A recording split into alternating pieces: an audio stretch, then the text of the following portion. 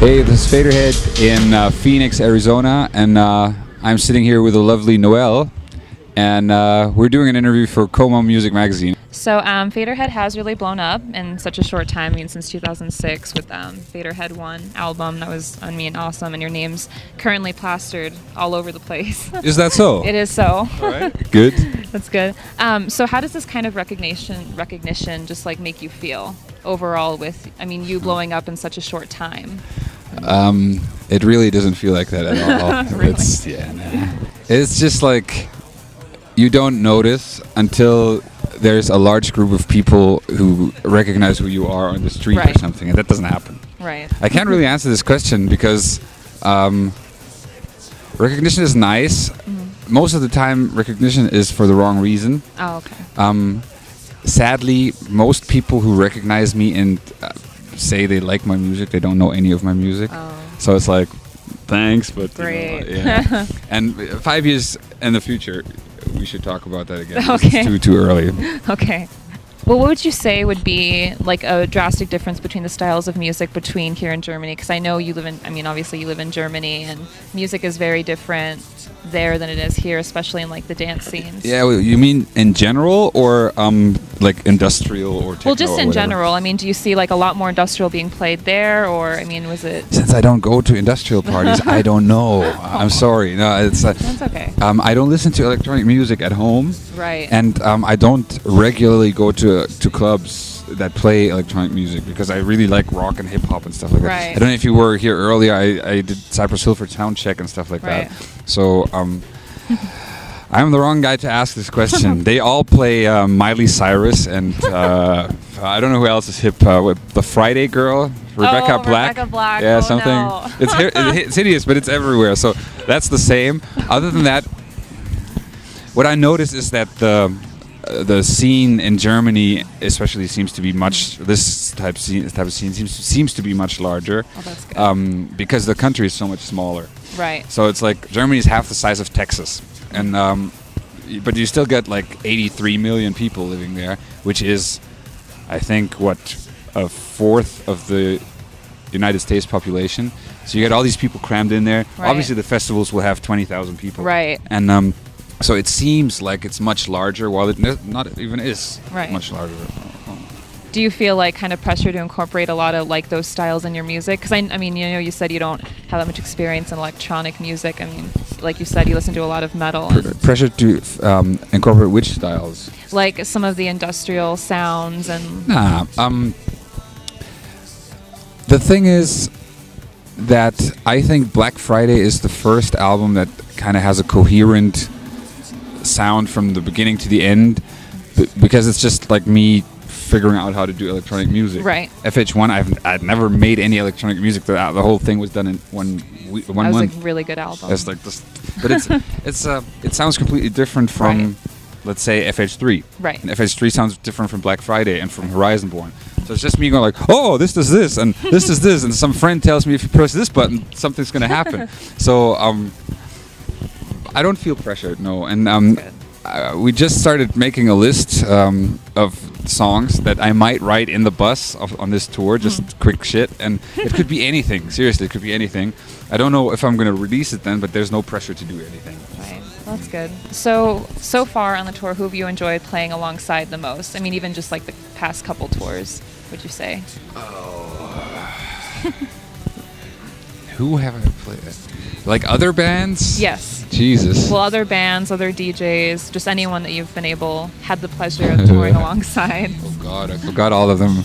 I can't remember anything, so it's like, Lordy, who was the coolest band that we ever toured with?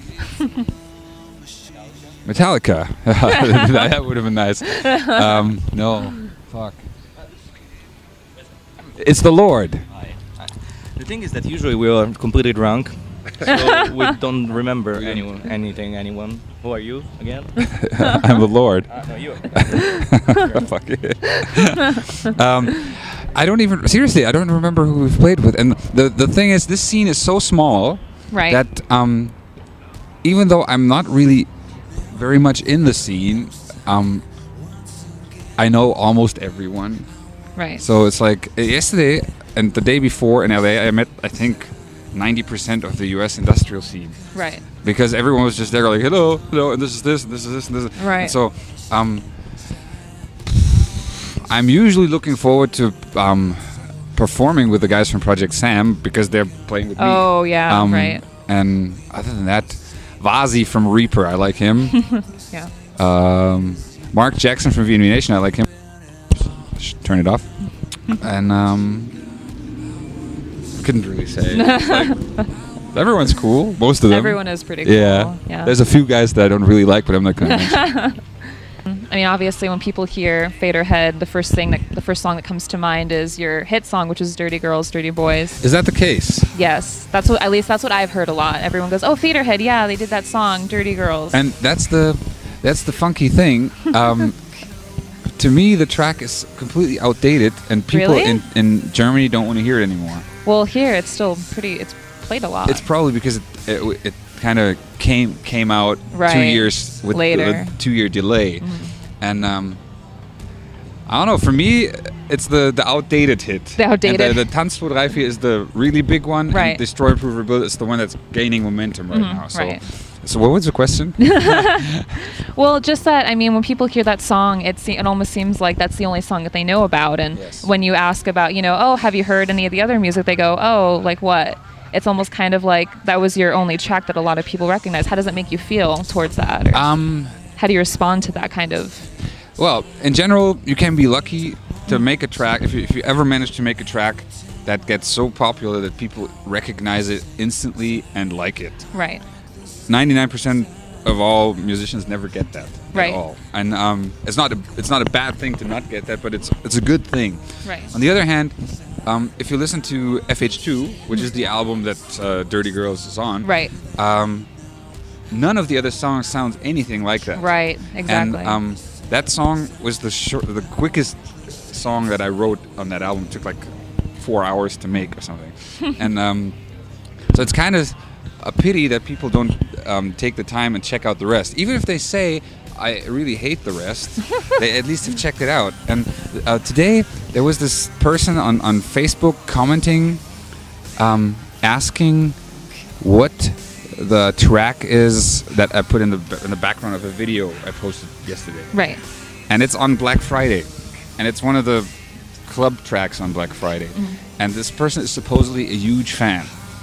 So it's like, thank you, but no thanks. You should just listen to the fucking record, and it's Right. on my website for free. You can listen to every song in full length for free. Right. And it's not that difficult. So it gets frustrating. On the other hand, I'm glad people listen to anything at all. So there's so many bands playing for 3 people every 6 months because they can't get any other gigs, and so I'm not complaining. Not much. Good. Out of all the projects that you have worked on or with so far, I mean, which would you say are you most proud of? Musical projects? Yes. Like, is Faderhead kind of like your prime? Well, right now, yes. Okay. I'm working on something else with the guys from Project Sam. We don't know what it's going to be. We just started, like, I don't know, a month ago. Right. And but that is nowhere near even a first song being done. So I don't know. I used to play in a metal band that was really, really fucking good. Metal Hammer Europe said we were the best unsigned band in Europe. And we were only unsigned because we never liked the record contracts that we got offered. Oh, yeah. And so we always like, nah, that's shit. And then we broke up. That was, I think, way better than Faderhead ever will be. Really? So that I was really proud of that. And there's another thing. It's called Shooting at the Olympics, which I'm doing, which is just me doing some sort of 30 Seconds to Mars with more cinematic type rock. But there's nothing released of that yet. So hard to say. Well, while we're on the topic of Project Sam, I actually did have a question about them. Do you guys have any plans to do kind of like a remix album together? Are there going to be... No? I really don't like remixes. Oh, okay. I have a hard time remixing other people's tracks. Right. And I really hate the remixes that other people make of my tracks. And that's why I'm not even going to think about any of that. Okay. When I make a track, that's how it's supposed to be. And then the thing is, people think remixing is taking the vocal and making something completely different, or just putting a shitty beat underneath, or distorting it or whatever. And that's not what it is, at least not to me. And Right. I have a friend now. He used to be just a guy who wrote to me. I remixed this track, and I called him DJ Washing Machine because I said it sounds like you're sitting in a washing machine listening to the song. Right. And he thought it was actually a statement that was true, so he accepted this nickname, DJ Washing Machine. But most of the people just say like, yeah, this is fucking hardcore. I was like, where's my song? You know, that's not a remix. That's just That isn't even a trash. song anymore. Exactly. Right. And even if you do something completely different, at least do it in a way that's musical in relation to the track, you know. And the only remix that I really like is the modulated remix of Dirty Girls, Dirty Boys. That's That was a really, good that's remix. really fucking good. Right. I think it may even be better than the original, which is really strange for remixes, but usually, fuck it. Well, I mean, and like you said, you don't have much experience with electronica and that sort of stuff, and you do love a lot of metal. Now, with that being said, are there any DJs that you are a big fan of? I mean, are there any DJs you're looking into? Or No. No? I know Marco's DJing, but I really know. It's like I know a lot of DJs, and I can say Mike Saga is a really nice guy.